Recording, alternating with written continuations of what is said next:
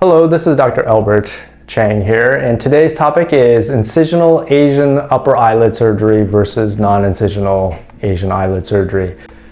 In the Bay Area, we do a lot of Asian eyelid surgery, and it's one of my specialties of what I do. We're going to talk through the reasons that I would do incisional versus non-incisional. So let's talk about the non-incisional, because I do think it is a very nice way for a young person to have very natural double eyelids with a much shorter healing time. And the results can actually last a many number of years. But there is about a 5% chance that the person who has the procedure may lose the fold. It could be within the first 3 months, but it also could last, again, 10 years or more. So how do we choose when we want to do a non-incisional Asian eyelid surgery? So one of it is driven by the patient. So if the patient comes to me and says, you know, I just want an extremely natural look, I want a fast healing time, I don't want any visible incisions in the eyelid, then the non-incisional is the go-to procedure.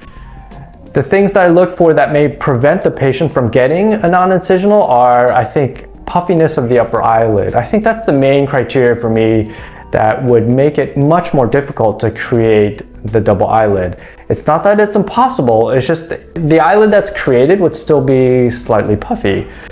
And there are reasons for that, and we'll cover that in another video.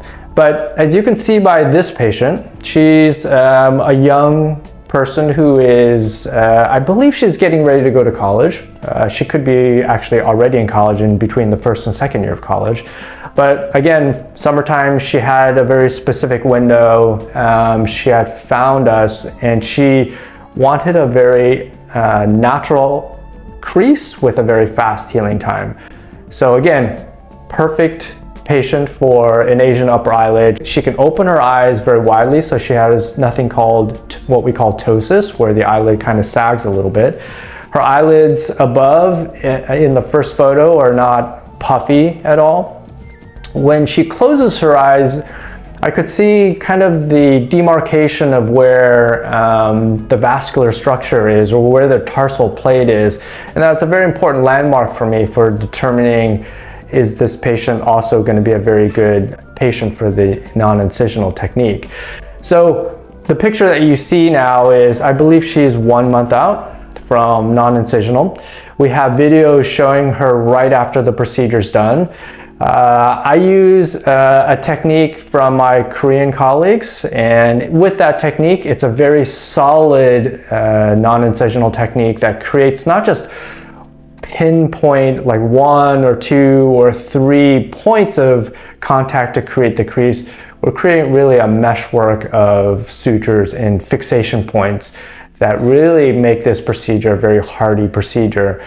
With this procedure, I can also open up the eyelids if that's something that the patient wants to do. So the next patient we're going to talk about is someone that I did the incisional technique on. I felt originally, because of her features, she again has very good proportions to her face. There's not much puffiness in the upper eyelid. Her upper eyelid skin is not overly thick as well. She doesn't have what we call epicanthal folds that make it also more, sometimes a little bit more difficult. So I actually thought she was a great non-incisional patient. But for her, she had done a lot of research. She's from Japan, and she came in with very specific measurements of her fold that she would like, nasally, above the eyelids, or above the pupils, excuse me, and then laterally as well.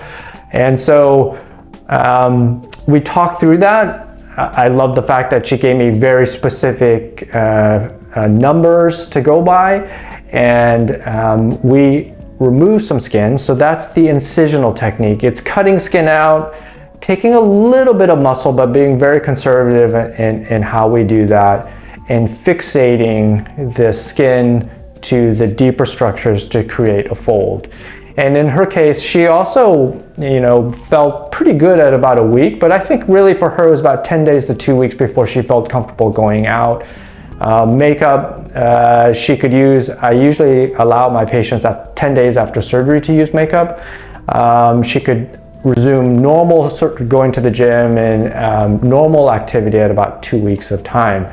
So again, if you're interested in the incisional versus the non-incisional, feel free to make a consultation. We're going to do more videos on Asian eyelid surgery and the complementary procedures that we use to enhance the eyelid, because Asian eyelid only really creates a crease and can brighten the eyes, but there are other things that we do to make the eyes even more enhanced in patients who may have more challenging cases. So hope you have a nice day. We'll see you later.